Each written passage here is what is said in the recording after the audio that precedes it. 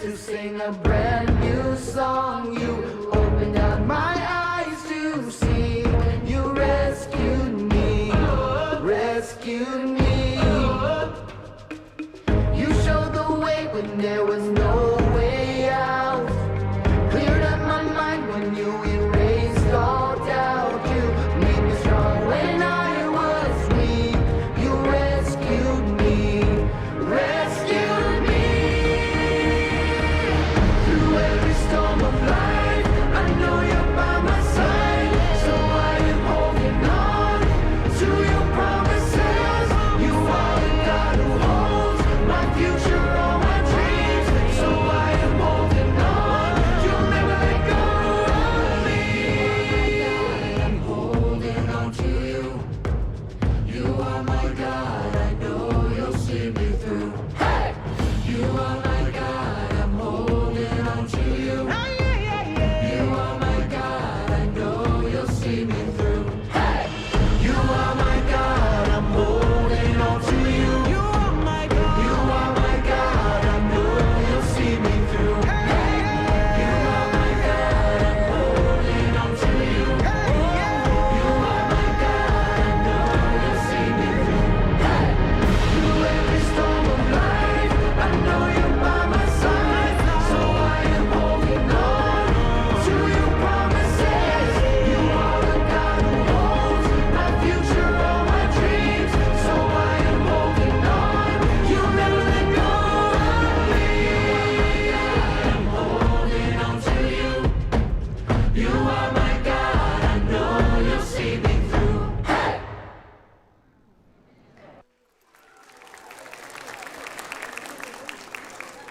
Good evening and welcome to the Loma Linda University Church.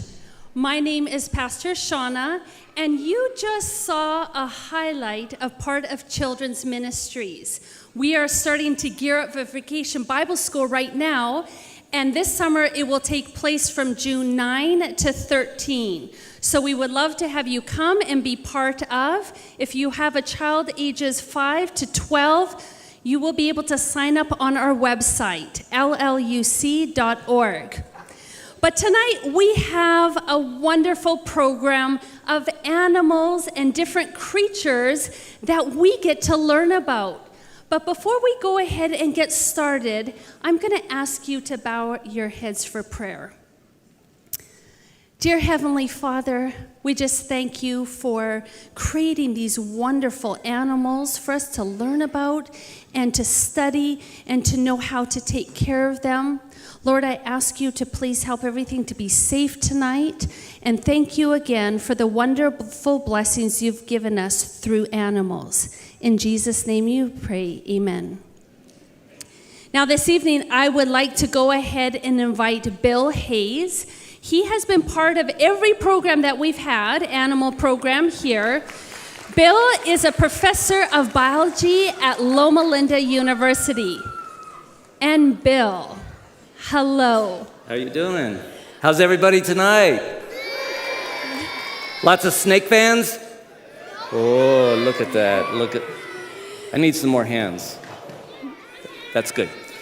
Now, Bill, this morning for church and Sabbath School, you brought a very large snake. This is big. You have a different kind of snake, totally different than the one from this morning. Tell me about this one.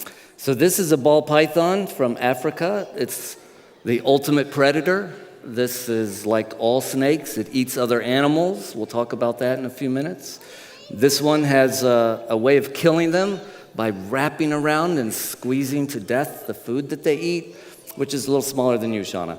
But well, that's good. But if we could get the camera on the face, there are little, getting a little shy. There are little holes along the upper lip that are actually used as eyes. They can see warm objects in total darkness. I don't know if we can make that out. I'm looking at the video. But anyway, they have normal vision and they have what we call infrared vision, where they see body heat, like of a mouse, in total darkness on a moonless night or down in a burrow, okay? Pretty amazing creatures. Yes, very, very much so. Now, our program tonight is Predators and Prey, the Cycle of Life. Yes, and we have a few slides. We want to talk about a few important things first. As soon as we get our slides up. There we go. Ooh, that's not it. Uh-oh. That looks like it, okay? So first of all, we're going to talk about the different kinds of diets that animals eat, okay? So herbivory, can you say that? Herbivory. Herbivory. Okay, they eat plants. Those are vegetarians, okay? Okay, I can relate. Okay, and then we have carnivores. They eat other animals. Do we have any carnivores here? We probably have carnivores, okay? And then we have another category, omnivory. They eat plants and animals. They eat about anything. We have any omnivores here? Yeah, lots of omnivores. Okay, and then, this is important to understand, a predator is something that eats other animals, and a prey gets eaten.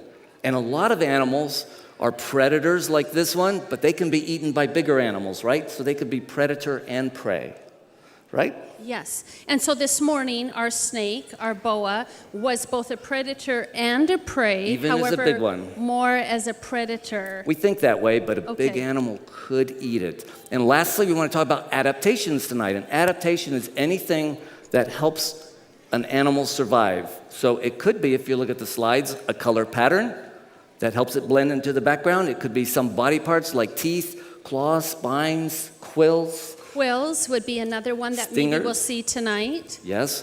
Behavior, just running away or hiding. There are different behaviors that can be used to help an animal survive.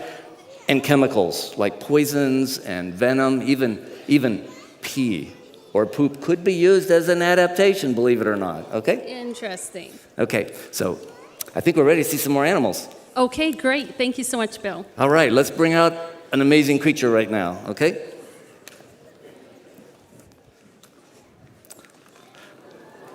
Look at that. There's our table.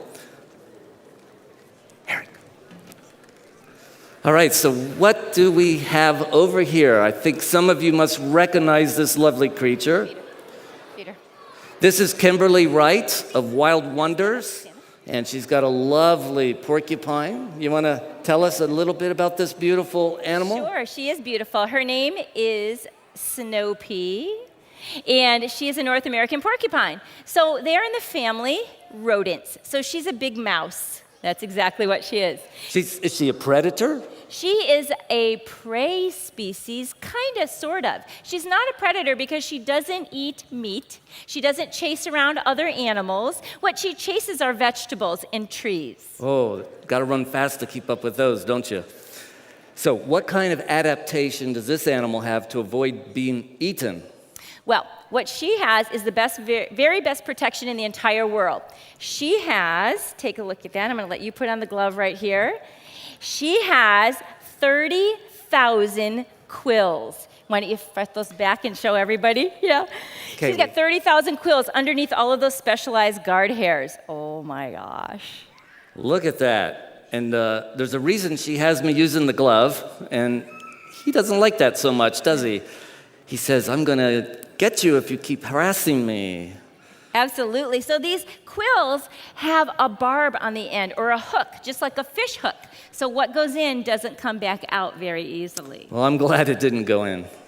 So she has the best protection in the world, so not many predators out there. But where do you think the only spot she doesn't have quills? Right The here, belly. the belly. So you saw how I was able to carry her right on her belly and put her right down there. So not too many animals want to bug a porcupine. Is that what a mountain lion would do? Flip it over? It would exactly that. It would try to flip it over to get to that belly, right? Yes. So she is an amazing animal, and she's really important to the environment. Why do you think? She eats trees. Now, that doesn't seem like a very important thing to do if you eat trees. A lot of people think that porcupines are pests. But guess what? She's a seasonal eater. She doesn't eat the same trees every day, just like you wouldn't like to eat the same lunch every day. She eats different trees different times of the year. So she helps the forest grow. Very good. That's fascinating. Okay, we're going to have to move on, but that's a lovely creature. And I think I'll give up the glove. I'll take this one. Look at that thing Yep. chew. Okay, thank you guys. Next we have a few more animals. We have a little python coming out here and a big old iguana. Look at that, okay? So the camera's to your right, guys. The camera's to your right. So this is a green iguana, and Jared has his hands full, but let me see. I'll just talk about it. So that is a vegetarian. All iguanas are fairly unique amongst the lizards because they like eating plants, and that's almost all they eat, okay? And they get to a big size. They're beautiful creatures. That happens to be a male. He's showing off his dewlap there. And this is a python that is a predator. All snakes are meat eaters. There's no such thing as a vegetarian snake, okay? And there's a beautiful creature. Do you think this snake could eat that big lizard? Would you like to see a snake that could eat it? Yes? Let's bring out a snake that could eat that lizard. Oh, look at that. This is a boa constrictor. This is from South America. This is a powerful animal. How many of you saw this earlier today? Church and Sabbath School. Look at all those hands. That was a fun. Did you enjoy? How many of you touched it? Oh, lots of you touched it. Okay. So, how does this kill again? Squeezes. That's right. And he's big enough, he could probably take down this iguana, believe it or not. This snake probably weighs 20 pounds. He could probably eat a 20-pound meal in one setting. How many of you could eat something your weight in one meal? I don't see any hands tonight, but that's what these animals are able to do. They're very specialized predators. Thank you guys for bringing out the reptiles.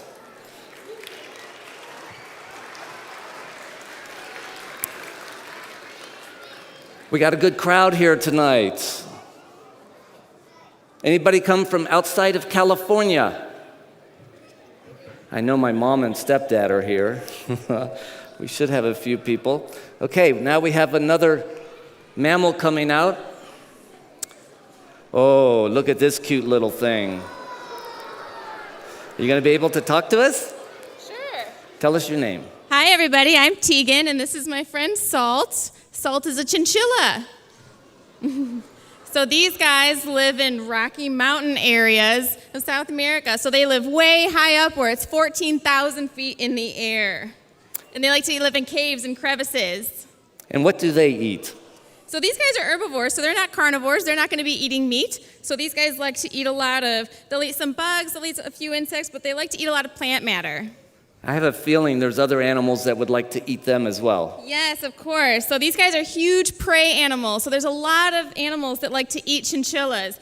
There's snakes, there's birds of prey, there's other large cats and large canines that like to go after these guys. So these guys are a huge prey item, which is why they have these really, really big ears and these big eyes to look out for those predator animals. Now they have this really soft, can I touch it? Of course, right along the back there. Yes, really soft fur, incredibly soft fur. Has that been a problem for these animals? It has, yes. These guys have been hunted almost to extinction for their fur because they can have over 60 hairs in one follicle. So they have the softest fur of any land mammal. So they are hunted almost to extinction. Not many of them exist in the wild anymore. Most of them exist in human care.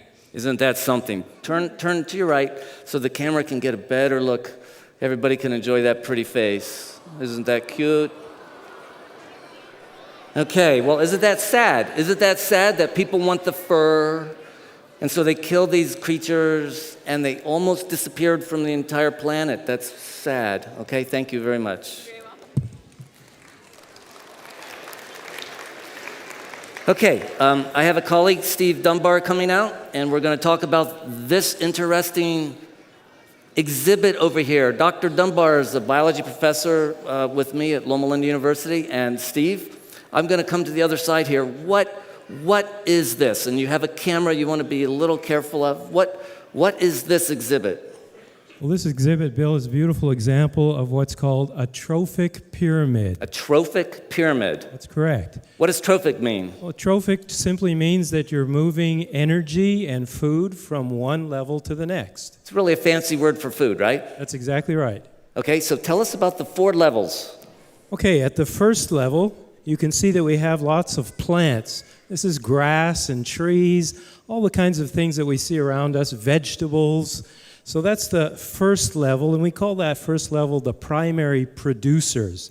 And that's because they're the ones that are using sunlight energy to convert their food into food by photosynthesis.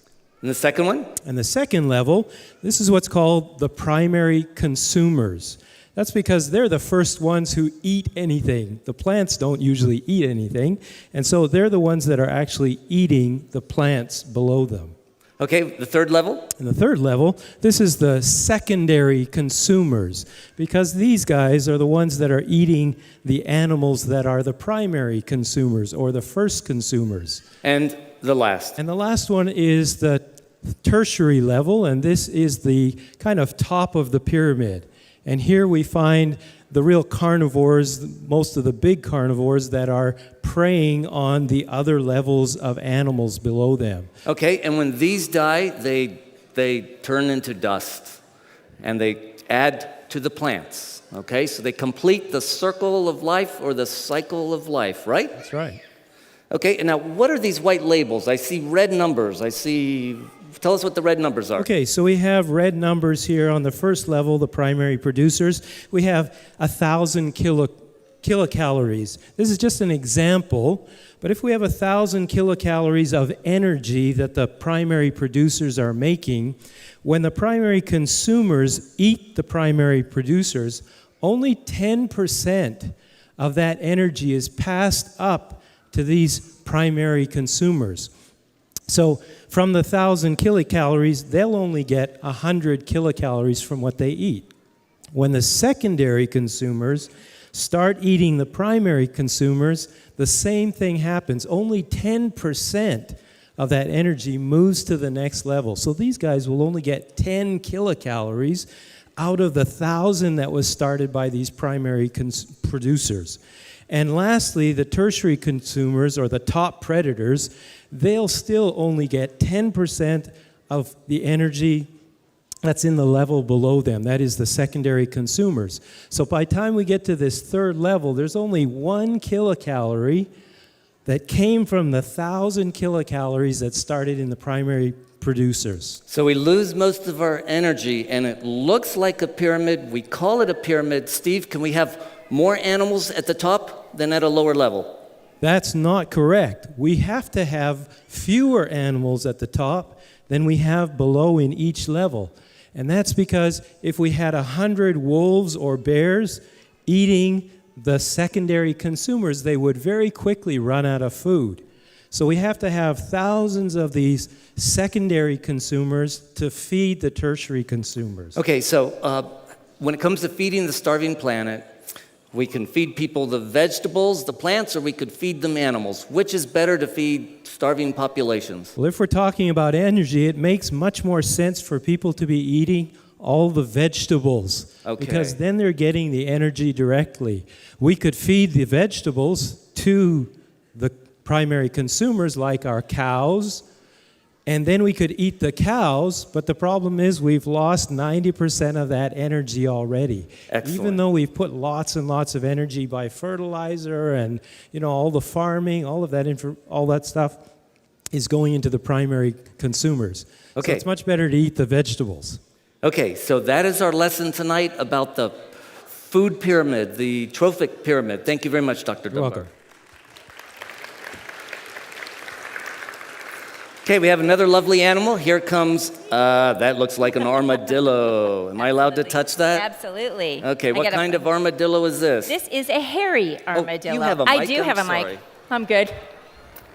This is a hairy armadillo. This is Arlo the armadillo. You're so cute. Let's show it to the camera here. Let's take a look. Where's Camera's the to camera? your right. Oh, there we go. How about that?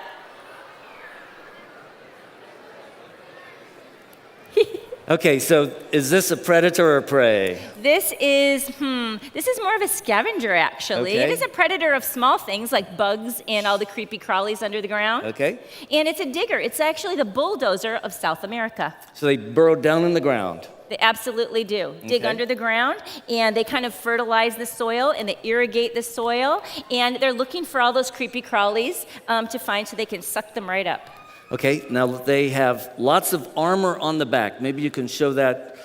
Let's see if you can look. Armor plates. I think that's telling us that lots of animals want to eat it, and it's getting protection. It's an adaptation to have those plates there. It is. It is. We'll get them a little bit closer over here. They have armor plates on their body and then elastic skin in between those armor plates. So that helps them kind of curl up into about half a ball to help protect their soft belly. Now, he is a hairy armadillo because he's got hair all over his body. He's got a lot of hair there. That's thick, long hair. That's So that amazing. hair is like whiskers that helps him feel around the bottom of the rainforest. Okay, fabulous. Really cute animal. You like that?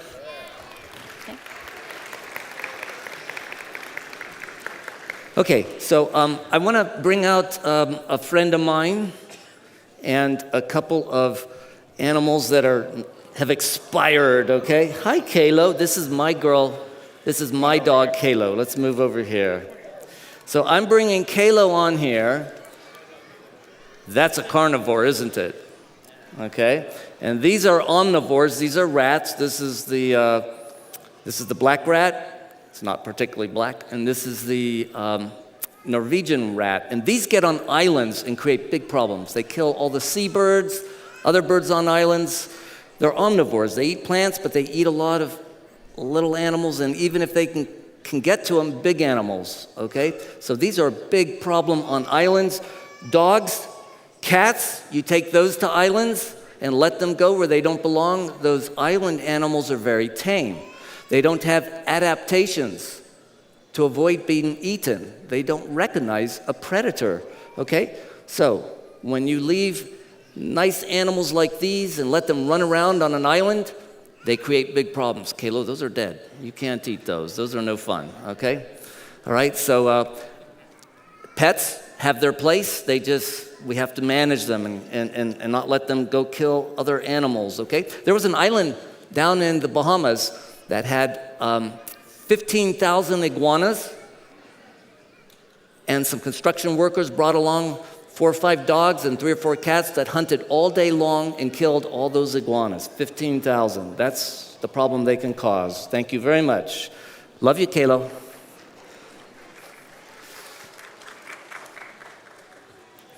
I love that dog. She is special. Okay.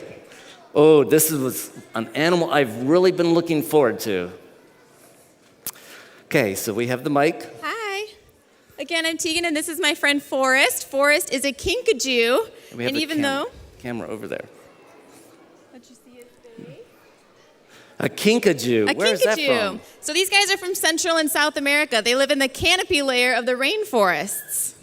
And these guys, although their native name is Kasumbi, which means night monkey, they're not monkeys at all. They're actually more closely related to a raccoon.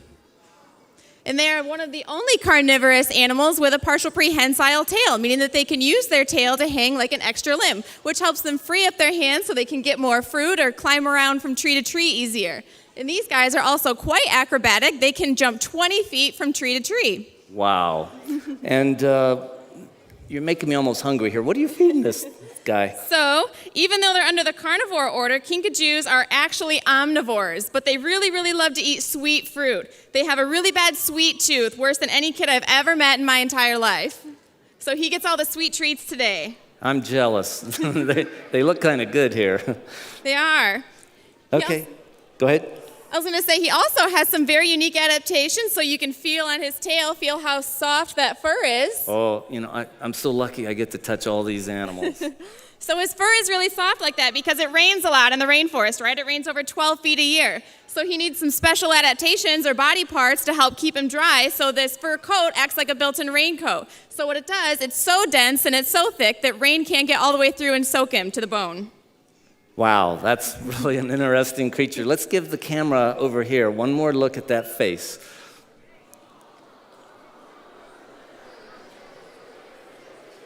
Cute little ears, beautiful eyes. Thank you very much.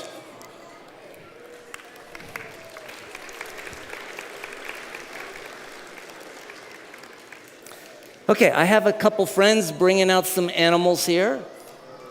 These are not doing so well tonight. As you can tell, they're not crawling anywhere fast. These happen to be insects. Now, Mike Wilcox and his two boys collect these beautiful creatures, and I think they're very impressive.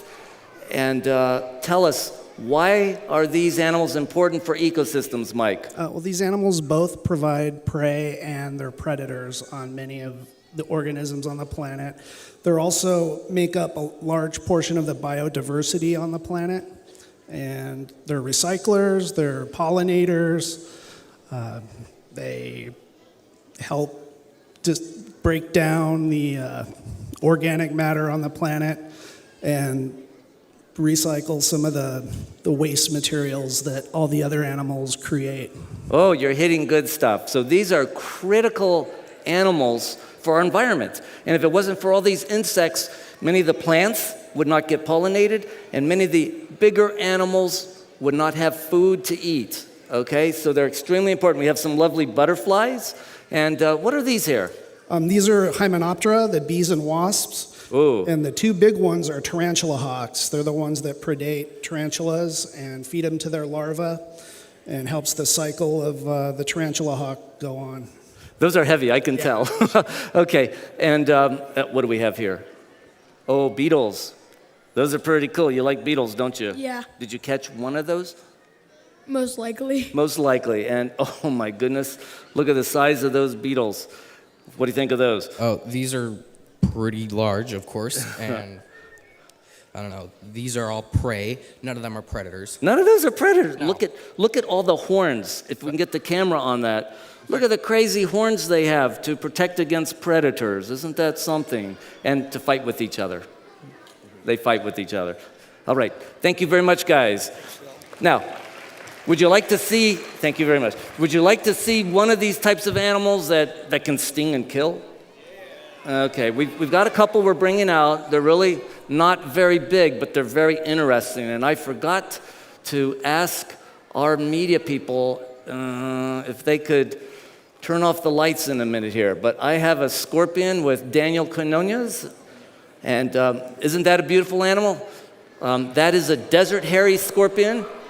That is the biggest scorpion in our area. And Jared has one that is a little smaller, but try to compare the size of the tails.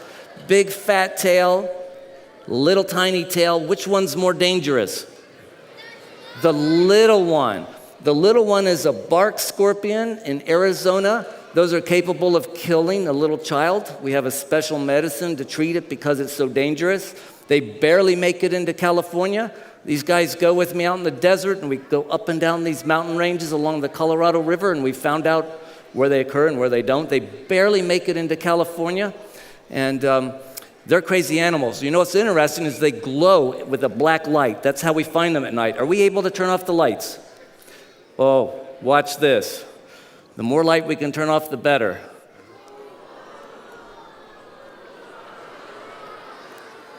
You like that? Isn't that amazing? All right, that's how we find those animals at night. Are you all able to see that? I don't want to get in your way for those of you over to the left. Isn't that impressive? Crazy, huh? So thank you guys for bringing those out. By the way, they eat a lot of insects, but they are capable of eating small lizards, small snakes, baby mice. They're amazing creatures, okay? All right, so what's next here? Oh, you're gonna love this next one. Oh, bring our owl out. And the camera's over there. Kimberly, what do we have tonight? This is Archimedes. We call him Archie for short, and he's our great horned owl. I'm sure he's going to turn back to the camera. He's very fixated on you right now. Let's take a look. He is very special because they call these guys Tiger of the Skies. And this one is watching his image behind him here, and he's a little nervous about a big, huge owl up on the screen. He is, absolutely. And you see what he's doing right now? He's showing off. He's showing you how far he can turn his head around. 270 degrees in each direction. Yeah, pretty impressive, right? And he does that because his eyeballs are fixed in his head. He can only stare straight ahead. Yeah, he's saying yes, that's right. Now, these are amazing predators. They have tremendous hearing, I understand. They do, absolutely. And the reason they have such great hearing is because he has asymmetrical ears. So that means one ear up here and one ear down here. And he has all these very special feathers that funnel sound right to those ears, the ones around his face. Yeah, so he can hear from all directions and see in all directions. And the eyes are enormous. It looks like they take up much of the brain case. They absolutely do. What do they say? If we had eyes in reference to our brain, our eyeballs would have to be the size of oranges to compare with this guy. The size of 2 oranges in our skulls. That is amazing. So they can see in total darkness, just about, and catch mice. And the feathers, are the feathers particularly unique? They are. That's a really good question because they're very special. They call tiger of the skies also because they're silent when they attack. They can fly through the air without making a sound. Their feathers are a special shape. They completely are silent. Let's see if we can see. Okay, now I'll bet this animal has some very sharp talons. Is that why you're wearing the glove? Absolutely does. Let's see if we can get a close-up look at those feet. Let's see if you can show that right there. Where's the camera? There we go. Very sharp. We call those talons, okay? And generally speaking, when they swing them forward, they open, and when they get pulled back, they close, okay? And is there any, oh, look at the beak. The beak. Is that beak designed to do damage? It was. It absolutely does. He rips apart his meal. And this is really the best pest control that we have right here in North America, even in our urban areas. They can eat hundreds and hundreds of mice a year. Well, they can eat the mice in my yard. Okay, now I understand they can't digest hair. They can digest the bones, but not the hair. That's right. So guess what happens? Wait a minute. They can't digest the bones either. No, no bones and no hair. They digest all of the meat off a mouse, but then what comes out? Some of you probably have seen this before. A pellet, right? It's called this little owl pellet, and it's all of the undigested hair and bones that that doesn't go through their system. So they regurgitate this pellet. Would any of you like a pellet tonight? Maybe we can come up with a pellet. Okay, so she laughs. She laughs. I might have a pellet here. You never know. You might. All right, thank you for bringing that one out. Right behind you. I need volunteers. Where are my volunteers? We have 3 already picked. I'm sorry. Here come our 3 volunteers, and it's time for our quiz. So if we can have our quiz brought to the screen, we have a fun topic tonight. What's your name? Madison. Madison, okay. And what is your name, young man? Ethan. Ethan, and what's yours? Abby. Pardon? Abby. Abby. Oh, lovely names. Okay. You guys know your biology well? You know your predators and prey? Yeah. Do you know the most dangerous animals? Yeah. Okay, because this is the most dangerous animals quiz. Let's start with the first question, okay?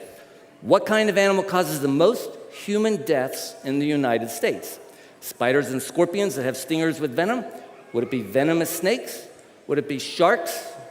Sharp teeth that rip apart? Would it be bears or deer with antlers and hooves? Which do you think? A. You think it's A, spiders and scorpions? B. B, venomous snakes? E. She thinks it's E, deer. How could it be deer? The correct answer is deer. They collide with vehicles. Good answer. Here are the actual numbers. About 200 people are killed each year by deer because they collide with vehicles. Look at that. Horses and cows are next. Then we have hornets, wasps, and bees. Dogs? 30 dog deaths a year. And then look at those other animals, okay? You'd think sharks would be higher, alligators, crocodiles, but they're not. Turns out lightning causes more people to die in the U.S. than any kind of predator. Can you believe that? Turns out falling out of bed is actually more dangerous than many of these predators. 450 deaths a year. Falling vending machines are actually worse than some of those animals. Can you believe that? All right, here's our next question. Quiet, we need quiet. That was the United States. This is the world. What's the most dangerous animal in the world? Is it mosquitoes, jellyfish, crocodiles, elephants, or lions? What do you think? Jellyfish. She says jellyfish. I don't know if you heard that. Crocodiles. Crocodiles and Lion. lions. Oh, you know, those are all frightening, scary animals. Is there another answer? It's mosquitoes. The most dangerous animals. Here are our numbers. They cause disease, okay? Over 1 million deaths a year in the world because of diseases. Look at that. Venomous snakes, spiders, scorpions, crocodiles, elephants. You get down to the bottom. Quiet. Tigers, bears, sharks. Not that many, okay? So, those are the two questions. You did well enough. Those are tough ones, weren't they? Kind of fun, huh? All right, I have a couple gifts for you guys. Let's see. I have, who wants an owl pellet? You want to dissect an owl pellet and look at the bones? I have shark teeth. Would you rather have shark teeth or owl pellet? You want a shark tooth. What about you? Which would you like, shark tooth or owl pellet?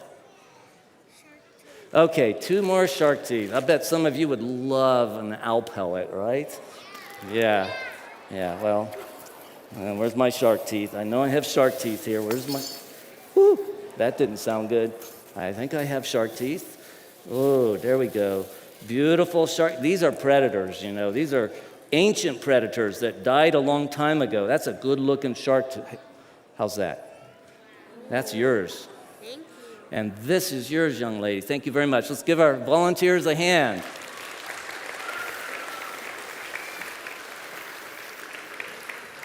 All right, we have another animal that's prone to hopping. Let's see what we have here. Oh, look, you're going to love this one. You're going to love this. Now, some people, Kimberly, are going to say, that's a kangaroo. Is that a kangaroo? It's not, but it is a cousin to the kangaroo. She's a smaller cousin. She's called a Bennett's wallaby. A wallaby.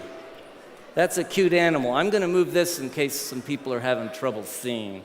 That is an adorable. Am I allowed to touch this one? Sure. We're going to touch it right on the back side. Right on the back.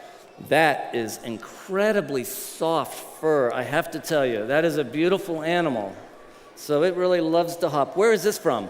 So this is from Australia, all the way from the land down under, where they have all of these very specialized animals. Because yes, Australia is a continent, but it's also a big island, right? So they have all of these specialized animals, and you can see a lot of her special adaptations or body parts that help her survive in a dry, harsh habitat. Yes, and how fast can they run? Do you have any idea? Well, I don't know how fast they can run, but I do know that they can leap about 15 feet across in one leap. 15 feet in one leap? Yes, and one about 6 feet high when she gets going full blast. Wow, that's impressive. Let's keep her in front of this. Yeah, we'll have to move this one. Here, we get a look. She's very curious about everything. So you can see how when I'm talking, her ears are moving. That's because she is a prey species. What's feeding on her?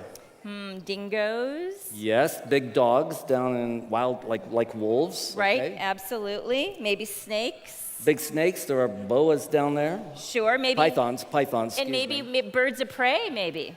Okay. And so she needs to hop to get away quickly. And if she can't hop fast enough and get away with those big feet and that big tail of hers, what she does is she can grab that dingo with both arms, leap up in the air, and kick him with both feet, strong enough to break a dingo's leg. Pretty powerful kick they have. I'll bet. And it looks like that tail is used almost like a third leg. It is. She actually can tuck it between her legs and sit on it like a chair. It's that strong. She probably wants to eat your table right now. And what does she eat? She is an herbivore, so she eats plants. She spends her time eating tubers and plants and resting during the hottest part of the day. Now, is this particular species in pretty good shape, or are they endangered also? No, there's lots of Bennett's wallabies Lots out of there. these. Lots of them. But there are other species of wallabies and kangaroos that are in trouble out there. And you know, a lot of times it's because of roads and cars, believe it or not. Even in that vast open space, man does have an impact on animals everywhere in the world. That's unfortunate. Okay, so we're going to put this one back. Thank you for bringing that cute animal. All right. Oh, bless your heart. Okay, so we're ready for something really big. You got it all?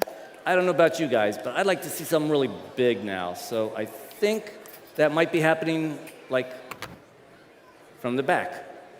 Bring it in. Okay, let's put her up there.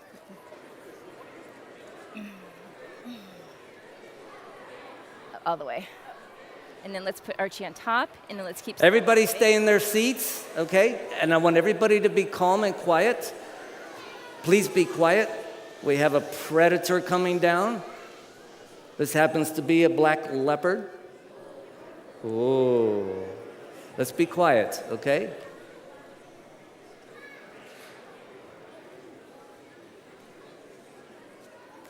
Oh, look at the camera image. Right there is fine. Look at the image. We'll have the camera on this beautiful creature. This will be available outside at the end of the program. And this animal may look scary, but this has been in captivity for all its life, and it's a pretty gentle animal, but we don't play with it, okay? Okay. Is there one of you individuals willing to answer a few questions about this? Are you able to come up here? I need to stay down here with him. So where do we find black leopards? We find them in Africa and Asia. Africa and Asia, okay? And would this be considered an apex or top predator? One of the top predators. Okay. Now, grizzly bears, wolves, they'll eat vegetable matter. Do these ever eat vegetable matter? These guys will occasionally have a leaf or a vegetable, but it's 99.9% meat. Yeah, Carnivores. these are real carnivores. Isn't that a beautiful animal? Look at the paws on, I don't know if you can, oh, there you go. Yeah, and he likes seeing every single child in this room. Yes, it sees small animals like all you kids as potential food, okay? That's the nature of these beasts. That is a beautiful animal. All right, these are our folks from Hollywood Animals. They're going to have this animal on the lawn that direction at the end of the show. And should we stay quiet or should we give you applause? Applause are fine. Applause is fine. Thank you for bringing this beautiful animal.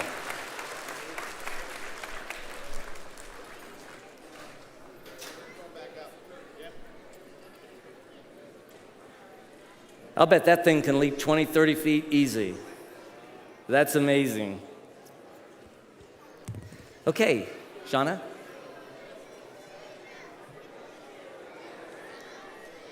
Oh, Joey. We need Joey. Sorry. Thank you so much, Bill.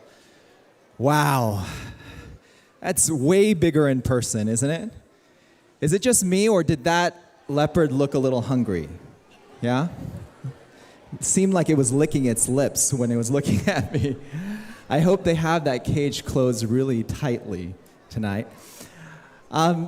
It's amazing. This Animal Vespers, we're on our 14th biannual Animal Vespers. This ministry began as just a small animal interaction out in the yard with just a few animals, and has grown into a ministry that has blessed hundreds of both young and old twice a year. So if you've been blessed by this ministry, as the deacons come forward to collect the offering, I would encourage you to contribute generously to it. Partner with us so that we can keep this amazing ministry that teaches us about the beauty of God's creatures going. Thank you. Will the deacons please come forward?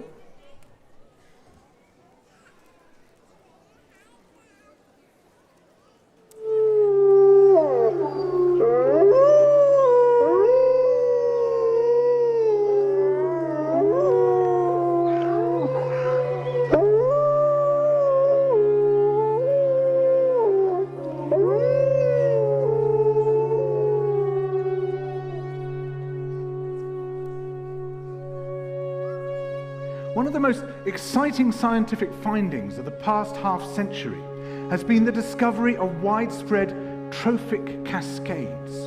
A trophic cascade is an ecological process which starts at the top of the food chain and tumbles all the way down to the bottom.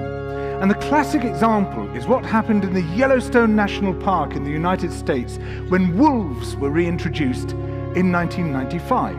Now, we all know that wolves kill various species of animals, but perhaps we're slightly less aware that they give life to many others. Before the wolves turned up, they'd been absent for 70 years. That the numbers of deer, because there was nothing to hunt them, had built up in the Yellowstone Park, and despite efforts by humans to control them, they'd managed to reduce much of the vegetation there to almost nothing. They'd just grazed it away. But as soon as the wolves arrived, even though they were few in number, they started to have the most remarkable effects. First, of course, they killed some of the deer, but that wasn't the major thing. Much more significantly, they radically changed the behavior of the deer. The deer started avoiding certain parts of the park, the places where they could be trapped most easily, particularly the valleys and the gorges. And immediately those places started to regenerate. In some areas, the height of the trees quintupled in just 6 years. Bare valley sides quickly became forests of aspen and willow and cottonwood. And as soon as that happened, the birds started moving in. The number of songbirds, of migratory birds, started to increase greatly. The number of beavers started to increase because beavers like to eat the trees. And beavers, like wolves, are ecosystem engineers. They create niches for other species. And the dams they built in the rivers provided habitats for otters and muskrats and ducks and fish and reptiles and amphibians. The wolves killed coyotes, and as a result of that, the number of rabbits and mice began to rise, which meant more hawks, more weasels, more foxes, more badgers. Ravens and bald eagles came down to feed on the carrion that the wolves had left. Bears fed on it too, and their population began to rise as well, partly also because there were more berries growing on the regenerating shrubs. And the bears reinforced the impact of the wolves by killing some of the calves of the deer. But here's where it gets really interesting. The wolves changed the behavior of the rivers. They began to meander less. There was less erosion. The channels narrowed, more pools formed, more riffle sections, all of which were great for wildlife habitats. The rivers changed in response to the wolves. And the reason was that the regenerating forests stabilized the banks so that they collapsed less often, so that the rivers became more fixed in their course. Similarly, by driving the deer out of some places and the vegetation recovering on the valley sides, there was less soil erosion because the vegetation stabilized that as well. So the wolves, small in number, transformed not just the ecosystem of the Yellowstone National Park, this huge area of land, but also its physical geography.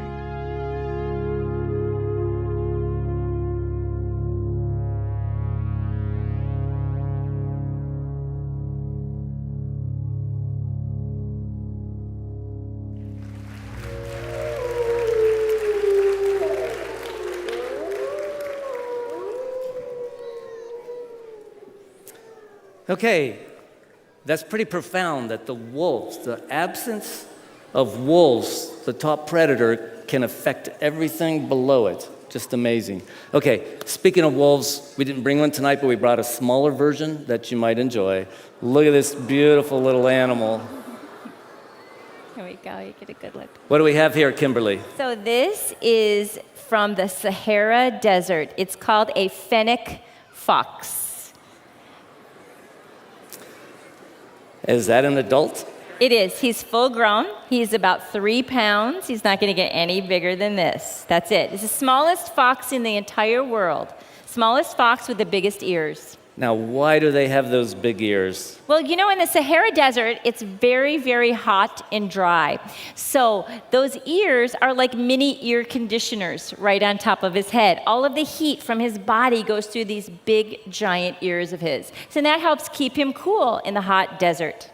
I imagine they help him also hear little mice working through the... They absolutely do. He's also the very fastest fox in the entire world. He's so fast, he can catch his favorite lunch. So he does like lizards and snakes and mice, but his very favorite food you already had out here. Bugs? Scorpions. Desert scorpions. Scorpions. Wow, I bet he gets stung a bit too. You know, those deserts have some of the deadliest scorpions. They absolutely do, but these guys are super, super fast. So they can dig up their lunch and gobble it down before it can sting them.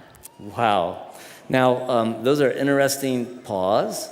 They are. He's got Look at the fur. claws. Long claws, too. Long digging claws. So where do you think they live? I bet they burrow. They do. They absolutely do because it's nice and cool underneath, right? Oh, that sounds like a good idea. And they have fur on the bottoms of their paws, so when they need to run around the hot sand, he has built-in sand shoes. Look at that. Sure enough. Sure enough. That's really a cute, adorable animal. I understand some people keep them as pets. Yes, they do, and that's a really bad idea because they really are important to the environment where they come from, the Sahara Desert. And these guys are a threatened species because of all of the things that are going on with mining and digging and human habitation, even into the deserts of the Sahara. We're losing these little foxes very quickly, and often for the pet trade. Now, they really don't make good pets. They're cute and cuddly, but they really need to be out there doing what they do best, hunting. Definitely. Absolutely. Thank you for bringing that cute little animal. All right. Now, I've got two good friends of mine bringing out two lovely animals that are among my favorites. Okay, so I have a southern Pacific rattlesnake on this side that happens to be from this part of California, and they get big. And then, Carl, if you can step back a little so the camera can get this. This is a smaller animal from Catalina Island, okay? And you can see I'm keeping my fingers a healthy distance, all right? This animal doesn't get as big. It's an island animal that's very common. These are both predators. But what's really interesting about this one, these guys were telling me, the island ones are really nippy. They really like to bite. They're very defensive. And I said, okay, let's try to prove it. So we did a little experiment, and we found, sure enough, that when we pin them to pick them up and get venom from them, these ones are much more likely to strike at us than these. And that's odd because island animals are usually tamer. They're usually tamer because there are not many predators out there. And this even gives more venom when it strikes, even though it's a smaller animal. So it's like really defensive. So we looked at the only predator out there, which is the fox. There's an island fox out on that are natural predators. They don't care to eat these guys, okay? So we looked at the bird population. We went to citizen science and looked at Christmas bird counts and breeding bird surveys. There are not very many predator birds on those islands, but something has to explain why these guys are more defensive. This is a nice one tonight. I'm a little surprised. And so we started looking at other literature, and we found out that humans have taken out thousands and thousands, over 100,000 sheep, like over 150,000 pigs, maybe it's 30,000 pigs, and 150,000 goats and cattle and buffalo, or bison, we call them. We've taken all these animals out there on that island, and these poor animals are getting trampled and stomped on, and we think that's why they are more dangerous, okay? They're more quick to bite. They're only defending themselves. They're terrified of us. They're not interested in biting us. But because we have been careless with this island, bringing animals out there that don't belong, we have changed the behavior of those snakes, okay? Beautiful creatures. That venom, by the way, that they use to inject and kill their prey, we're going to talk about that a little more this fall when we have our next program. You'll be sure to want to come to that. Thank you for bringing those guys.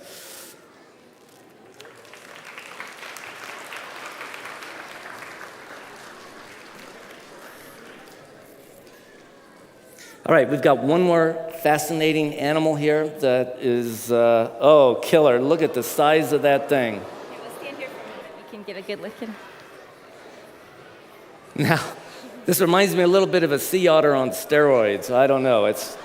She does. You're absolutely right. This is what we call our Dr. Seuss spare parts animal. Let's angle just a little bit so this So this camera can way? pick up that crazy Get a creature good look there. at her.